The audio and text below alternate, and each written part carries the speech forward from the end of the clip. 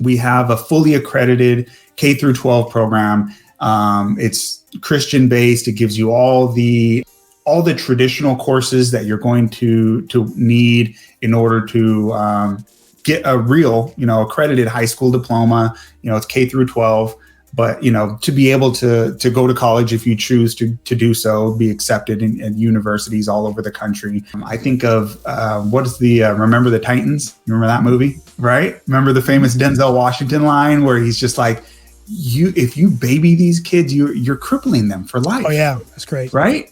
And it was, people were trying to be nice and let's be soft. And he was like, no, if you do that, it is almost impossible to pull yourself out of that victim and woe is me mentality.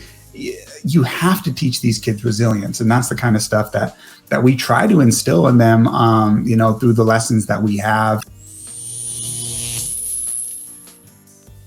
Hello, everybody. Welcome to The Conservative Take. My name is Kyle, and today I have a special guest who I just met within the past month or so.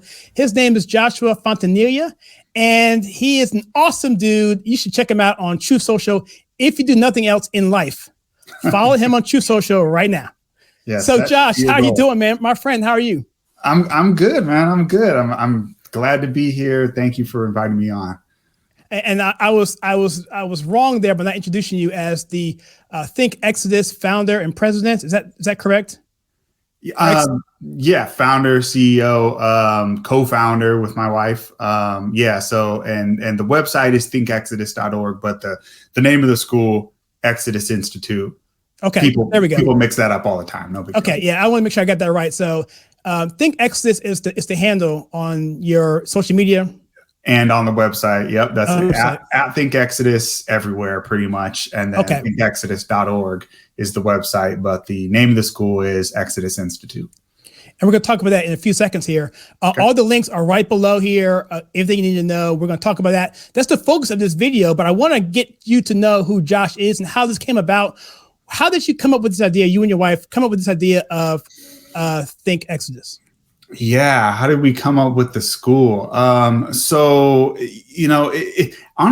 it's been a dream of ours, like since we got married, like 12, it's been 12 years now. We've been married, almost going on 13. And we've always had the dream. Thank you. We've always had the dream of starting our own school. We never thought it would be like this. It was kind of the pandemic is what turned it into the online kind of thing. So it turned out a way we didn't plan, but we had always planned on having a school. And then when we were kind of forced out of public education because of the crazy mandates and, all the radical gender theory indoctrination that's coming into our public schools and things like that, then it was like, okay, it's time.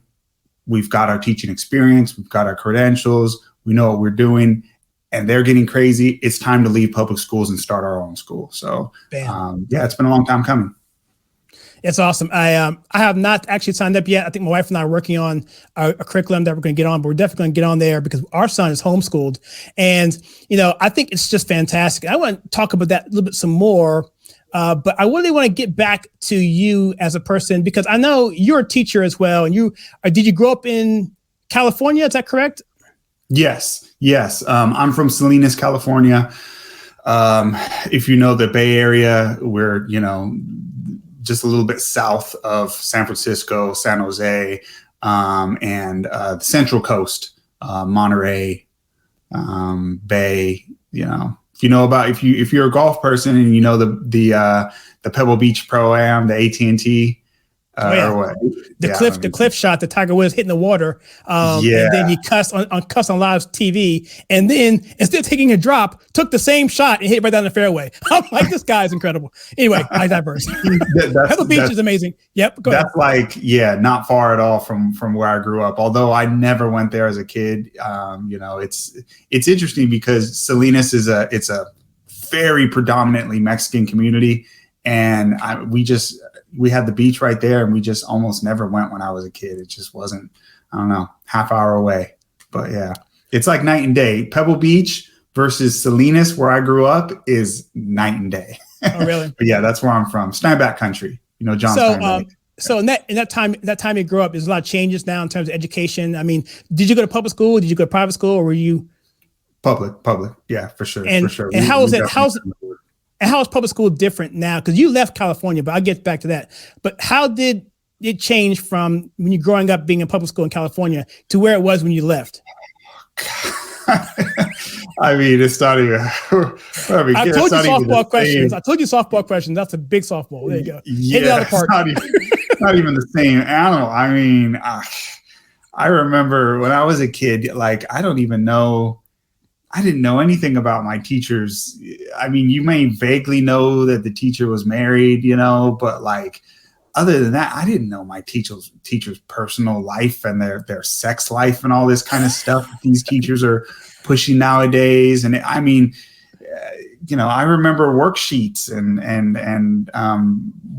that you fill out and learning cursive, and nowadays it's like, I mean, not only are the subjects just all messed up with Common Core, but the stuff that they're teaching these kids and the indoctrination. And I mean, where I'm from, it's a Mexican community, so it's very traditional, right? I mean, that's the culture. So, but you go to the schools on the east side of Salinas, which are known for being even more, a concentration of a Mexican community, more traditional. And now I walk through the hallways because I used to substitute teach, and so I saw all the different schools. I walk through the hallways and I see rainbow flags up, and El Sal Middle School, which is on the east side, and I know for a fact that these parents don't want that, but that's what's being pushed on the kids. It's unfortunate. You raise a really good point. I hadn't thought about that. I think about my kids, my teachers when I was a kid. I would have been horrified. I mean, if my fifth grade teacher, and I love this teacher, I haven't seen her since when I was Miss Gentry. If Miss Gentry had come in and said, "Hey guys, me and my husband, we had a great time last night," and I'm like, "No, I don't want to hear about it because I'm a kid. I don't want to hear about your husband. I don't care if you were watching TV. I don't want to hear about it because I don't want to think of you as a human being. I want to think of you as my teacher, as a person bigger than life, because we look at these teachers as a kid. I remember our teacher was bigger than life. And I still remember almost all of my teachers going back from first grade to sixth grade. That's how big an influence the teachers have. Yeah. And so that's the question I have to you. I mean, remember how weird it was seeing your teacher in anywhere other than school, like seeing them at the grocery store? Yeah. It was just like, the teacher buys food? What's in the grocery cart? Right. Because you didn't know nothing about him. Exactly. Precisely. It's like even some of my college professors were a little bit different. I was a little bit more wise than. Oh yeah. But let's kind of go back to the framework of parents. Well, let's go back to kids looking at their teacher in that sort of way. What kind of impact do you think it has on kids when they see something like that rainbow flag that you just mentioned, or they are exposed about something that's more adult than they're ready to handle, and how do they relate that with the person that they look at as this person higher than their parents? Well, it takes away their innocence, and that's the goal. They're trying to ruin the moral structure of these children. They're trying to ruin their sense of normalcy at an early age. I mean, don't be naive here, guys. This has nothing to do with tolerance. It has nothing to do with love, which is the word. I mean, the radical left will put the word love on anything to sell it. I mean, they will literally put the word love and compassion on the concept of murdering babies in the womb, ripping them limb from limb, and they'll just throw the word tolerance on there and love, and people will buy it. That's all they do. They really don't care at all. This is an agenda. This is, it's Marxism. It's cultural Marxism. They just found the weak spot in American culture, and the weak spot in American culture is because we are a traditional Christian society and we have Christian values. Whether you're Christian or not, you were raised with a Western mindset that has Christianity as the basis, as the foundation for what is good, what is right, what's the ideal person, all these types of things. That is your foundation, whether you're a Christian or not, because you were raised in society. And so the weak spot for you and for everyone in this society is we're a compassionate country. We just are. And so all you have to do is put compassion, the word love, tolerance, whatever on that label on things, and then you can push whatever you want. And so that's what they do when it comes to, pushing their agenda. The idea, the goal, you have to think backwards, right? Mm-hmm. These people are very strategic. You have to think backwards from the goal. So the goal is they want to destroy the morality and the sense of what is reality and what is normal in children. That's the goal. And separate them from their parents and from their traditions, their religion, things like that. That's the goal, which sounds brutal. And it sounds like, really? But yeah, all you got to do is read some history and Marxist revolutions in China. And so that's what they do. That's the goal. You have to separate. In the Nazi Germany, you have to separate the parents from the children. In order to have a totalitarian society, you cannot have people have their loyalties to their family, their religion, because a dictator is going to point at you and say, hey, go, like in the case of Nazi Germany or something, go attack this Jewish person. And if the most important thing to you is your faith, you're going to say, no, I don't care if you point a gun at me. I'm not going to do what I think is wrong, right? In order to have a dictatorship, you can't have people like that. You need compliant people. So religion needs to be broken down. Your ties to the family need to be broken down. All that kind of stuff needs to be broken down. So I'll give you an example of a couple examples of the way that they work this in and the logic behind it. So this is going to, be a little graphic, but I don't know if you've heard of some of the tactics that they use on Muslims in the suspected terrorists in Guantanamo Bay. But one of the things that they will do, and it's brutal, but there's a strategic reason for it. One of the things that they will do to these people is they will fake, use some kind of fake blood or something, tell them that it's period blood, and somehow put it on the person, right? Oh, wow. Now, because in their faith, a lot of these people believe that this makes them like ceremonially unclean. It breaks their bond with God in their eyes, right? I mean, it's similar to Old Testament laws about impurity, right? They believe that they have now been kind of defiled. Sure. And so they think that they have sinned, they have kind of been forced to sin, and so that they have their relationship with God has been broken, and so they lose that sense of, well, I'm going to hold on to my integrity and do what I think is right no matter what. Wow. So it's this psychological, I'm going to break down your morality, because if you're holding on to that as like, this is my integrity and I'm not going to do the wrong thing, then you cannot be controlled. But if I can break that, and if I can make you think, oh, well, you've already sinned, you might as well go farther and right, compromise. Exactly. Now I've broken you, right? And so this is what they're doing to children. They're trying to break their morality at a young age. That was a graphic illustration. I'll give you another one. Have you ever read the book The Crucible? I have not. Okay, so it's a forced book. It's a horrible book, by the way. And I'm an English teacher, and so there's going to be some people who are going to scream at me. Oh, it's a classic. No, it's a horrible book.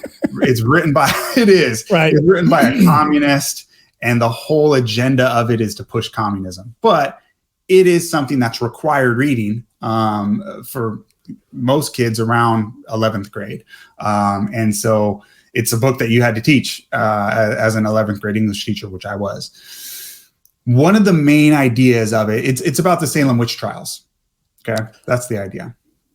So this communist uses the Salem witch trials as an analogy for how the poor communists in the 60s were persecuted by McCarthy. That's the entire point of the book. Regardless of that, put that aside for a second. The idea of the book, like the main point of it, was that there was these Christian people, this is like Pilgrim's era time. Think, 1600s, Massachusetts, Salem, right? These are pilgrim type people in colonial era, and they're very devout religious people. Okay. And the idea is that these people are being accused of witchcraft. It's not true. They're just being falsely accused. And they're given a choice. You can either lie and we'll let you off, like take a plea deal, right? Even though you're innocent, or you can hold on to your integrity, refuse to lie, say, no, I'm not a witch. I didn't do any of this stuff. And you will die.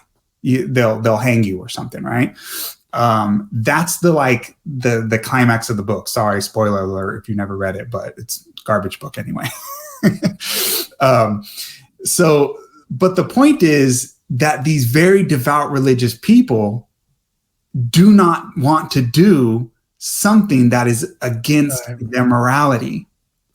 And there's some of the characters, they end up lying in order to get off the hook. And then they're like, they feel defiled, and that's the whole idea. And so what we're to bring this full circle. Yeah, that's what they're trying to do to children. They're trying to break their morality at a young age, have them do things that they know are wrong. You remember when you were a kid, you knew, right? You knew like some of these, the games that kids play, the naughty games that kids play when they're really young, right? Yep. You knew that stuff was wrong. Yes. Right? You did. And kids know. Kids just know. They innately know. They know if there's like any hint of something sexual on a movie or something. Kids are just like shocked and they don't want anything to do with it. That's why, the game when you're a little kid is girls have cooties and I don't want anything. Ew, right. Kissing, Don't touch them. Right? Yep. It's just, they know it's wrong. And so what they're trying to do is they're trying to break down what kids know is wrong and make them comfortable with something that they know is wrong. And then once you've broken the morality, then you can manipulate them as you want.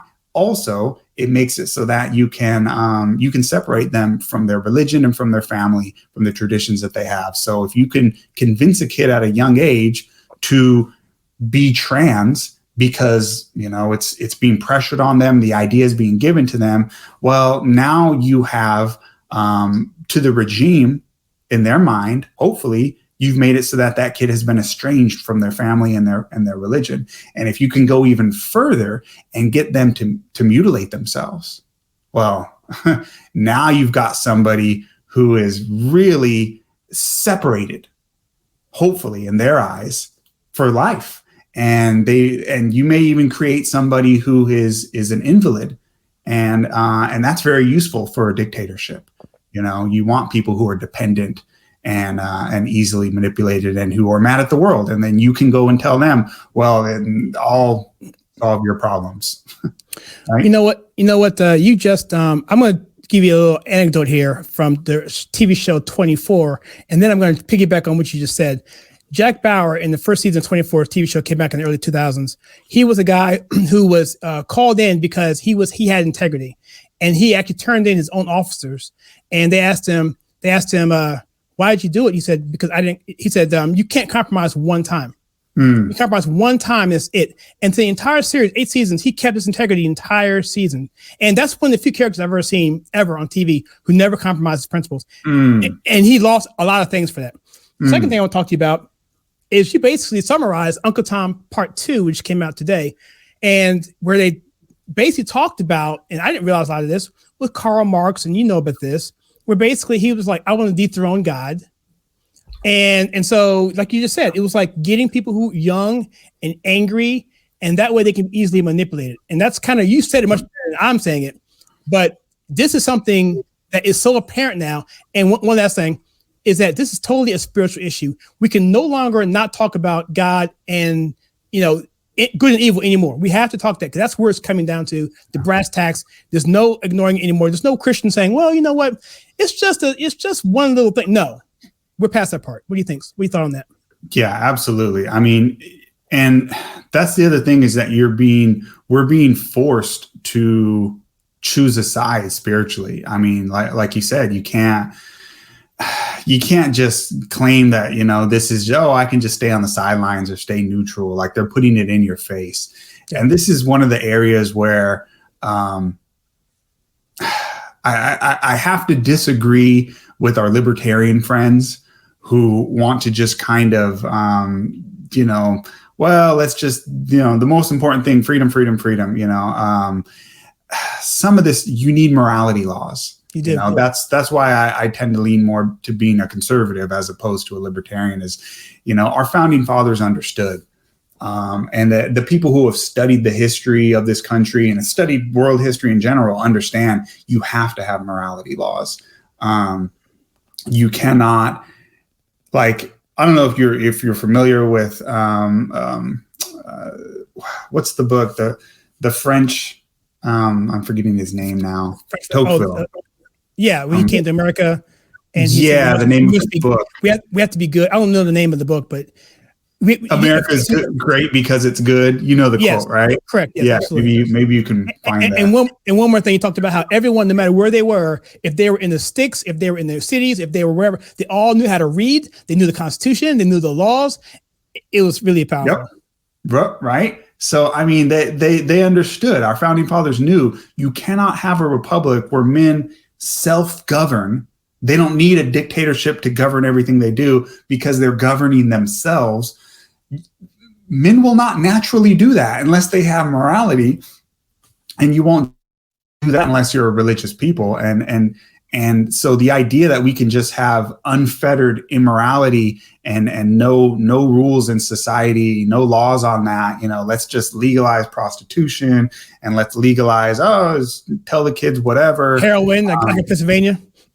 Yeah, all this kind of craziness, and then expect, we can still have the freedoms of a republic. No, guaranteed. If you have an immoral society, you're going to have a dictatorship. And so that is why communists have been, in their attacks on America through Hollywood and through various different agencies for decades, they have been working on their plan. And the first line of attack that they do is to attack the morality of the country. They've been doing that for decades. I'm going to segue on Hollywood a little bit, and then I'm going to jump into a question about your school and what parents can do to, because I'm seeing parents are seeing this, and they're probably scared. So let me just quickly talk about Hollywood. I love movies. I started this channel because of movies mostly, and I watched 1,001 movies. Well, actually half of those, about 500, of going back to the silent film era all the way out to 2003, I think. And film studies teacher. Did you really? Yeah. So we can have a good discussion on this, definitely, because you can see from the silent era where they had the no ratings era, and then you had beyond that, you had in the 30s, late 30s, some really good films, but you saw slowly come in around the 50s, right, Bad and the Beautiful, right in there. You start seeing like HUD with these anti-heroes, French Connection, and you start seeing it's just like getting more and more twisted. Deer Hunter, and it's like now it's like you can see it slowly creep in. You want to comment on that before I go to the next point? Just as far as the morality creeping in, as far as like the immorality, is that what you're saying? Well, I didn't want to talk over you in case you wanted to comment on that Hollywood aspect.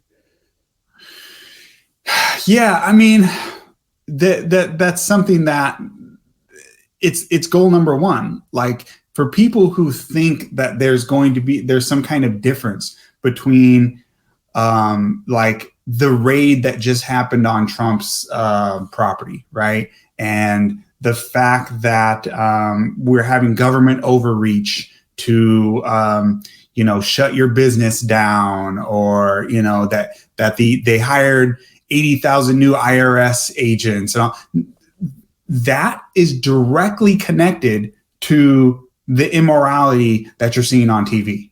The two things are directly connected. You cannot have a dictatorship if you have a moral people. A moral people will stand up and say no. Give you an example. The Amish do not have to, by virtue of the Supreme Court stepping in, they do not have to send their kids to school after 8th grade. Did you know that? No, I didn't. So they are exempt from compulsory education laws. And the only reason that they were able to get that freedom for their kids, now I'm not saying don't send your kids to school after 8th grade, but it would be nice if you had the choice, right? To say, you know, I'm going to school them at home or whatever you want to do. The Amish have that choice. The rest of us don't. But the only reason the Amish have that choice to avoid compulsory education laws is because they were willing, because of their devout faith, to, for years, be subjected to being thrown in prison.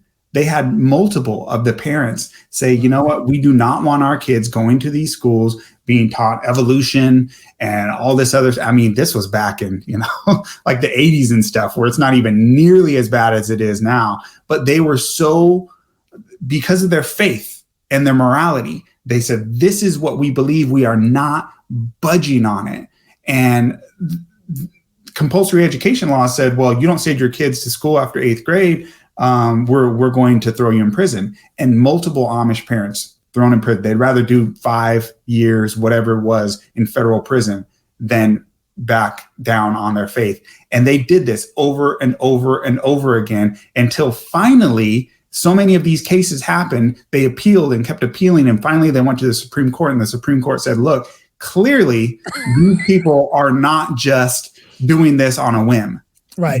This is their faith. If a man is willing to go to prison over this, this is what they believe. And so the Supreme Court said, you know what, for these people, because clearly that's what you believe, they're not budging on it, we'll make an exception, and you don't have to send your kids to school after 8th grade. Now, they do their own little schoolhouses anyway, but they don't send them after 8th grade because they figure you have the math, you have the basic skills you need at that point. And then they have them go into apprenticeships after that. But you see the connection, like only if someone who's as devout as the Amish were are able to have the freedom that they have. Wow, man, that is so awesome. I'm glad I asked you that question. I'm glad dude, I'm about to segue into something else. I'm so glad I asked you that to step in there. That is a beautiful story. If you don't have the devoutness, if you don't have that moral faith to say, no, I will not do what I think is wrong, then you're going to end up having a dictatorship. You can't separate the two. That's a beautiful story and a model for everybody. So now I'm going to segue into parents and your school. And so knowing all this bad stuff that's going on in the world and to see the fervor that the Amish people had, a parent, I'm going to put you in the shoes of a parent who is now doesn't know anything about your school. Okay. Is panicking because now they got to go to school. They see this stuff going on. What can that parent do to make sure that their kids getting a good education? And then with that, how does your school help in that? Well, first of all, we're not Amish, so don't misunderstand me. Although I respect the devoutness of the Amish, I don't want anyone to get misunderstand me. We are Christian. We are a faith-based school. So just a little bit about our school. I will say, in general, what our school does is something that I don't think any other school, besides maybe Hillsdale, but they're operating at the college level, right? And we're operating K through 12. What we provide is a counter to these things, to these woke indoctrination that you're getting in public schools, through the media, on the news, TikTok. These kids, don't think just because you live in a red state or, even that you pulled your kids out of public schools, which, great. If you did, that's awesome. But don't think that the kids are not going to get it somewhere else or that they didn't already get it, this indoctrination when they were in school, or if they've gone to private school their whole lives, don't think that they're not hearing it, from maybe some of the teachers when the doors are closed, or from TikTok, or from their friends, or eventually when you send them to college, they are going to get these radical gender theory. They're going to get the CRT and the idea that, this giant lie that the radical left has, that America is this racist country. They're going to get all that stuff pushed on them. TV, the media, the news, their friends, they're going to get it in college. They're getting that every direction. And so what we do at our school is we counter that. We give them the counter arguments. And we don't just tell them, well, this is true because we said so. The radical left is bad because I said so. No. We walk them through logically. We show them real history, right? The idea, when I was a teacher in public school, and I have my curriculum still here, I could go through and show you the list of the authors that we were in English class. There's not even like social studies or history in English class. And every single author, like 19 out of 20, socialist, communist, socialist, communist. I mean, just all of them, just radical, anarchist, just radical left, all of the authors, all of the ideas, it's all slanted one direction. The arguments are so subtle and so constant on these kids, they don't even know where the ideas came from because it's pushed on them all the time. They need to hear the counter arguments. And that's what we give them at Exodus. We give them the counter arguments. We show them real history. The idea that America is the birthplace of slavery, and that it's presented in our schools as if slavery is the founding principle of our country, and that it's almost as if we're the only country that's ever had slavery. Or it's ridiculous. It's nowhere near real history. Slavery was bad. It was absolutely bad, right? And it existed here in a very horrible form. But every country in like the history of the world for thousands of years has had slavery. In fact, there are, by some estimates, more slaves today than there were, 200 years ago when this country was starting 250 years ago. Yep. Kids don't hear that in public schools. They don't hear the fact that, and this is something that I had never heard until fairly recently in my adult life. The idea that no countries in the history of the world, other than Western countries, in America, right? America fought a civil war to end slavery, where the majority of the people who were fighting to end slavery, the North, were trying to free people who were of another race, right? I mean, you could argue like, okay, Haiti, right? They're fighting for their independence. They're slaves, right? But they're fighting for their own independence. These are slaves. It's a slave revolt in a whole country, right? That's not what happened in the Civil War. In the Civil War, you had Union soldiers who were enlisting so that they could go to war and die to free men of another race. Yep. Right? And of course, there was black soldiers too that were also fighting, of course, but that wasn't the majority because it was a majority white country. So that's never happened. Like, point to another country in history that ever did that. They all had slaves. All the other countries, we're the only ones who fought a civil war to end it. Like, if anything, if you take the totality of our history on slavery, it's a beautiful victory story and an example that other countries could follow. I mean, not the past, there was the sins of the past, but I mean, the fact that we fought a war to end it. And then the British went and patrolled the waters to make sure that the slave ships were not operating in countries that weren't even British territory anymore, just to stop the slave trade from how much money and their own men they were willing to sacrifice in order to stop the slave trade from happening in countries that weren't even their country. I mean, there's no other example of that in history other than Western countries. And so these are the kinds of things the kids they've never heard this stuff. And so we are providing those counter arguments. Now, traditionally, when parents think, okay, my public school is bad, I'm going to pull my kids out and put them in a private school or some other option, right? Or homeschool because it's so bad. And that's fantastic. But what they're doing is they're just taking away the bad arguments and just leaving, like a neutral idea, maybe a Christian worldview, which is good, but they're not getting the counter arguments. I love that. What we do is we give them the counter arguments because the kids need this stuff, especially if you're planning on sending them to college, because their professors will try to brainwash them, and they need to know the counter arguments. Dude, I'm sorry to cut you off there, man. Go ahead. I'm done. No. You can go on, but I'm just getting emotional because that's your niche right there, man. That right there is what sets you apart, and that's why everybody should come on board with you, because that's appreciate it. Yeah. I mean, they do it at Hillsdale, and they do a fantastic job, but nobody else that I know of is doing it on the K through 12 level, teaching kids, to fight the victim mindset. These kids are being taught that they're all victims, especially the minority kids. The whole country's against you. Racist cops are running around hunting minorities in the streets. This nonsense that they're telling these kids, right? And you're all a victim, and you might as well just go on welfare and get government handouts because everything's stacked against you. You can't succeed. We teach the opposite. We give them stories to emulate, hero stories to emulate. My wife just did a lesson, the 3 rules to avoid poverty. Real basic stuff. The 3 rules are, off the top of my head, it's like, make sure you graduate high school. Make sure you, and these are ideals, not everyone.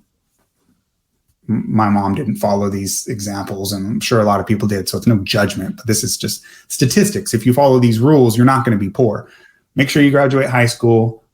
Make sure that you wait to have kids until after marriage. Get married. Those 3 rules. If you do those 3 things and you live in America, it's like 98% you will not be poor. What other country can say that? If you just graduate high school, get married, and wait to have kids until after marriage, you won't. It's basically guaranteed you will not be poor. I mean, that's a pretty low bar. That's what, right? Yeah. Yeah, that's fantastic. I know Ben Shapiro said that a lot, and it stands out, and it doesn't give people much of an excuse at that point. Yeah. And if I want to go back to Uncle Tom 2 that came out today, I'm not trying to plug it, but the truth is truth. Whether you hear from a movie or you hear from a TV show, whatever, it's going to recycle. Yeah. The victim thing, 100%. I mean, they showed a woman she was getting upset because she couldn't get her government handouts for her kids. There was no inkling about her going to work for it or anything. I mean, there's no other mindset other than I need to rely on the state for my subsistence. Now, I'm not saying in her case it wasn't justified. I don't know what her situation was. I mean, they are there for reasons, but the overall mentality that the state is going to control my life and provide for me, that to me is the rule for disaster. I mean, look what happened in Katrina, for example. They relied on the state to protect them, and what happened? Everything fell down, and people died because there was no help outside of that, because the government was the help. Yeah, being dependent instead of independent. Yeah, I mean, that's why these kids need to be told. They need lessons on determination and perseverance and things like that, and stories of people who have done great things, so that they can follow those examples. I think of that book, Do Hard Things. You ever heard of that one? I forget the name of the authors, but it's a couple of brothers, and it gives examples of teenagers, and mentions the fact that the word teenager is an invention from the last 100 years. It didn't exist 100 years ago. The idea that you're from 13 to 19, there's this thing called being a teenager, where you have the abilities largely of a young adult, but you're completely you're expected to be irresponsible and just kind of almost wild. And that was not a concept that existed for most of human history. Most of human history, you start bearing responsibilities when you get to about 12, 13 years old. Kids were going into apprenticeships and so forth, and the things that they were able to accomplish. It gives stories of like 16-year-old captains of ships, that are in charge of dozens of other men, and I mean, just incredible stories of what these young people can accomplish if the standards are high for them. I think of what is the Remember the Titans? You remember that movie? You know, what's the famous Denzel Washington? Casey Williams High School in Virginia. Right? Remember the famous Denzel Washington line where he's just like, if you baby these kids, you're crippling them for life. Oh yeah, that's great. Right? And it was, people were trying to be nice and let's be soft. And he was like, no, if you do that, it is almost impossible to pull yourself out of that victim and woe is me mentality. You have to teach these kids resilience. And that's the kind of stuff that we try to instill in them, through the lessons that we have, teaching them hero stories. We have a whole perseverance, like a grit project, where you're teaching them examples and things like this. And so it's not our school. We have, and let me back up because I didn't mention this. I just went right into the ideal stuff, but our school has 2 programs. We have a fully accredited K through 12 program. It's Christian based. It gives you all the traditional courses that you're going to need in order to get a real, accredited high school diploma. It's K through 12, but to be able to go to college if you choose to do so, be accepted in universities all over the country. And they get your traditional A through G courses. If you're familiar with that, the college requirements, you need this many years of math and science, whatever. All that's available through the K through 12 program. Wow. And a very affordable cost, I would say. We're about the national average. Usually, when it comes to private schools, we're at about the national average. But actually right now we have a tuition sale going on for the beginning of the year. So it's half off. But anyway, so there's that. That's the one program.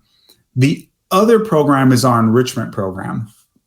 And the enrichment program, that is where we're giving all the counter arguments. So the other one is kind of what I described before, where it's none of the woke indoctrination, none of the radical gender theory, all that kind of nonsense, none of the CRT, traditional academic courses. That's the full K through 12 program, online school, the full thing, right? Your replacement for public school. But the supplemental courses, our enrichment program, that's a separate program. And what that one's very cheap, actually. We're running that right now for $20 a month, which is incredibly cheap, I think. Gives you full access to all of our courses. That is the one that's going to give you the counter arguments. And so it's not accredited. That program's not accredited. It's additional stuff. It's things that you can add on to your homeschooling. We do all the teaching and the grading. So let's say you're a homeschool parent and you want to, maybe you need to take a break, right? You've been teaching all week. You need to take a break. You're busy with something. You can turn on one of the Exodus lessons. We have video instructions, assignments, quizzes, projects. We do all the teaching and the grading. It's on demand, plug and play, so to speak. And and you can kind of take a break and add that into as an addition to your homeschool curriculum. And even if you're not a homeschool parent, anyone can use it. So regular public school parent, you can do it after school, whatever. Private school, you can add it on. So, and that's where you're going to get the counter arguments, life skills lessons, real history. We have some religion courses in there too. We teach the Bible as literature. We have things like evidence for the Bible. We go into some of the counter arguments against some of the lies of evolution. Not everyone, I'm sure, in your audience is going to agree with me on this, but I will. Full transparency, I believe evolution is a giant lie. And I believe if anything that we have learned from the last 2 years of the experts being right, I think you need to question the experts on evolution who are supposed to be the ones who can tell you the origins of life and therefore the meaning of life. You're going to trust that to some expert in academia? Nah. And so what we do is we provide, here's the holes in the logic of evolution, and here's the evidences for creation and intelligent design. Of course, if you're not into that, you can skip those classes, but they're there. I think it's important. I've been preaching the evolution thing for 20 years now. Had apologetics website when I was in the 90s before anything was really hard to do. I was using Front Page as my software. But anyway, that's the here. I'm not trying to promote myself, but I'm really passionate about creation science in general. I listen to about an hour lecture a day on the subject matter. Really? And the James Webb Telescope. Don't get me started. They already proved that the Big Bang didn't happen. They went. Well, I don't want to digress, but no, it's an interesting subject. But I told you we got to do something. You and I, either off just on a phone call, online, whatever, just to chat, because I think we have a lot in common there. I know you're a busy man. We should do a whole show on evolution creation. I would love to. I would lose my mind, dude. I would lose my mind. So much fun. I was just gonna say, I remember back in the day when we talked about your school and the concept, we talking about it, and now seeing it come to fruition is amazing. And whenever I promote your stuff, I try and say no excuses, because between tier 1 and tier 2, there really are no excuses. What are your thoughts on that without being mean sounding? You're talking between our two different programs? Well, for parents who are looking to do something, I can't do nothing. You can do one of the two. I mean, maybe you can't do the whole curriculum thing, but maybe you can pay $20 a month. Maybe you can stop the Big Macs and the Starbucks. Yeah. You don't have to say it. You can be quiet on this part. Yeah.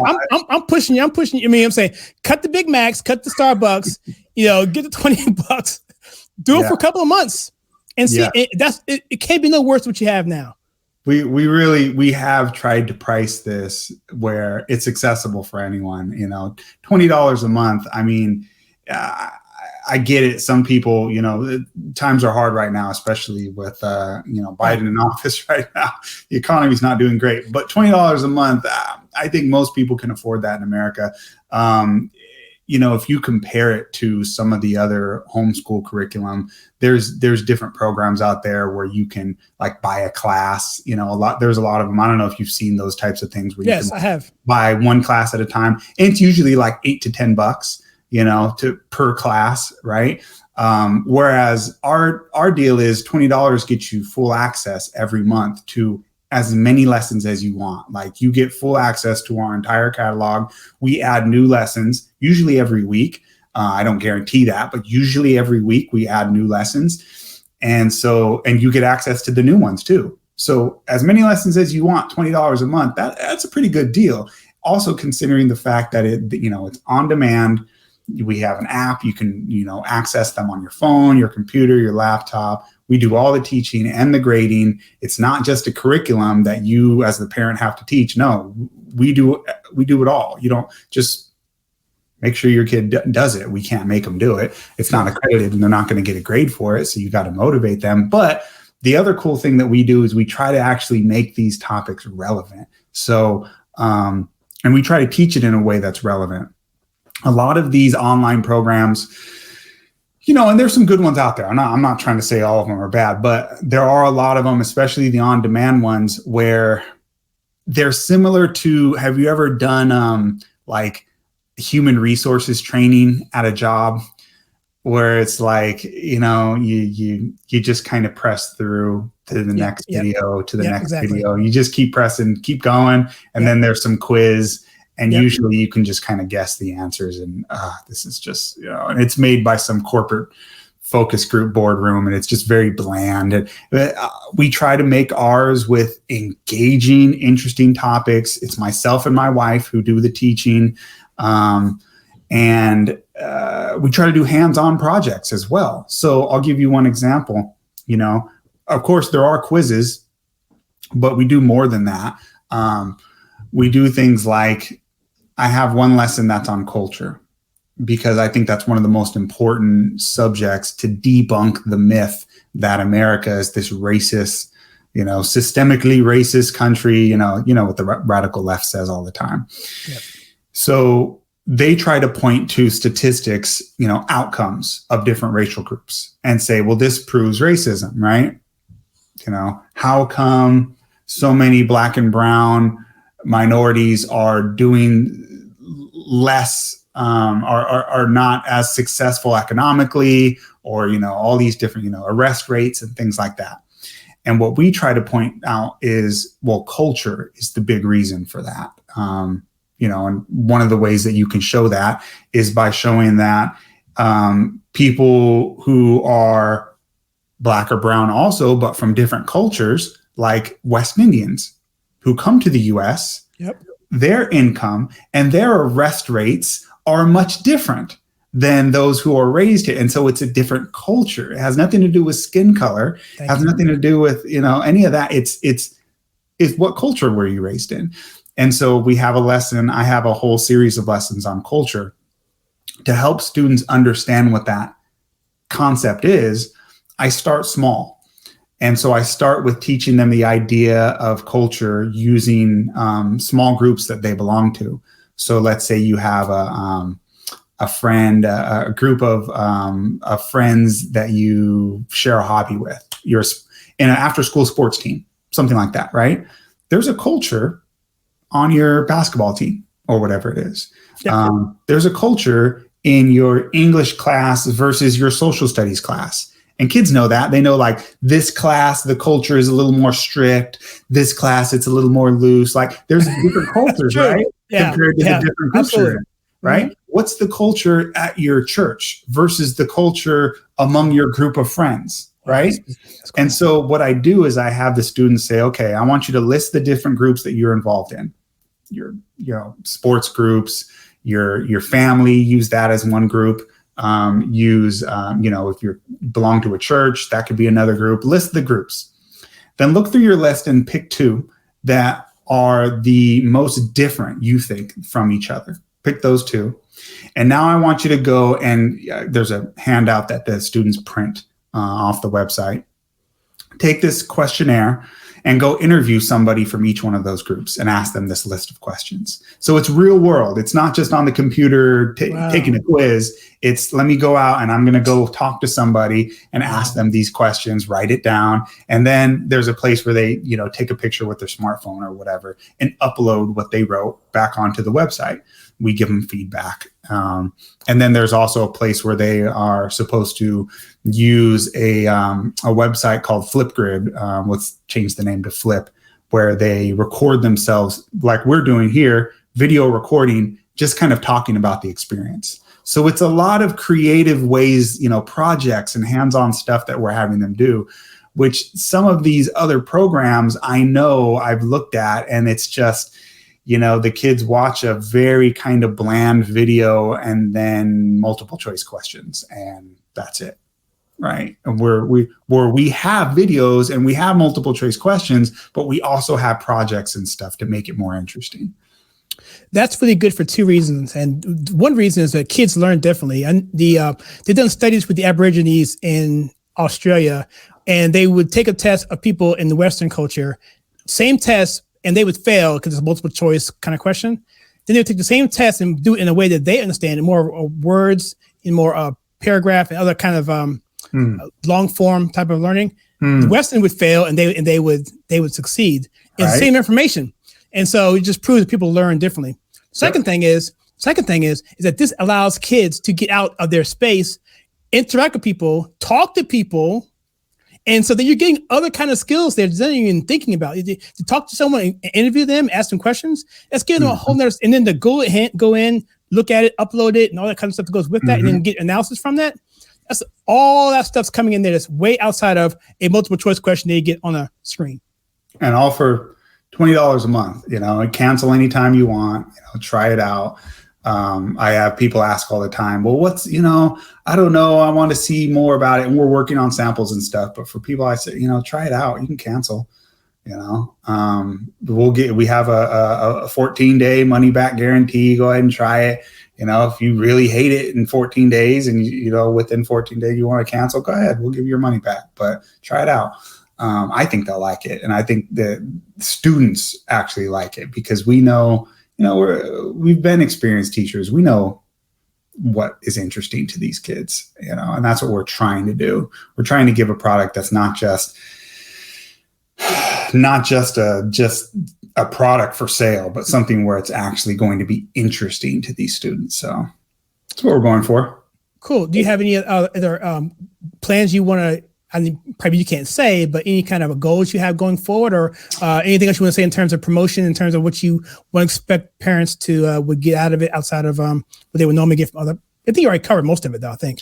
Yeah, I mean, we're right now, I'll tell you kind of what we're working on. We're revamping some of our categories, because a lot of our lessons don't fall under traditional categories.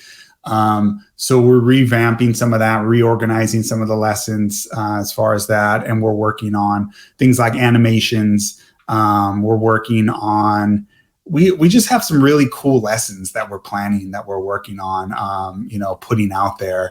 I have a whole series that I'm putting together right now on some of the evidences for the Bible. We have so many, my wife has so many projects, that she's working on, projects. When I say projects, I mean like class projects for the students to do. So we're really putting together a good list of courses and additional lessons for students. So it's an exciting time. We're laying the groundwork. We have a good amount of lessons on there on the website now, but I would recommend people, get on there, come join, because we're having some great lessons that are in the works as well right now that they're going to be coming out with. I'm a chess guy myself, so I have some lessons on chess that I'm working on. I mean, things that are creative, and I think students will really like. I have a whole series on humor theory, not just like interesting. Okay. Yeah. The theory of humor. It's very interesting. Because you're a funny guy. I have good memes. I have good meme sources. Well, you have to come up with those memes. Require some kind of theory to come up with something that elaborate, that you have to think about it and be like, wow, that's incredibly brilliant, but it's insanely funny. Yeah, humor theory is very interesting. It's and it's something that helps you with writing. It helps you in life. So you may think, oh, well, what's the point of that? Well, it's interesting for kids. Number one, everybody likes humor. Number two, it helps you with your writing. If you can be funny in your writing, that's going to help you with communications and writing. We have some great lessons that were planned. So I highly recommend parents try it out. And please, if you do love it and you like it, please share the word, because we are a small organization. It's myself and my wife, and we have a few helpers, but our school, we have a whole team teaching the K through 12 stuff, but generally we're a small organization, and so we could really use the word of mouth. If you want to spread the word about us, that would be great. I try as much as I can to do that, because I think it's so important for parents to have the option, because right now the option is being taken from them. And we saw what happened with the lockdowns and everything else. You know all this, that it's right now your school is so important now. In my opinion, it's probably the most important thing we can do for our kids now is enroll them in a school like yours, which sounds to me like you're the only one doing what you're doing, which is other than Hillsdale, but for the college guys. But and the other thing, what you guys doing. Oh, appreciate it. And the other thing I want to mention is, a lot of parents don't realize, I cannot tell you how many people who have emailed me and said, can we do a school choice? I don't know if my state has it. And they do. And they could be going to some of these parents, you could go to our school for free, essentially, because the state vouchers will cover it. And people don't even realize that their state has state vouchers that will pay for the full K through 12 program. And so, or maybe cover most of the cost or something like that. But a lot of them, it'll just cover the whole thing. And so parents don't realize it,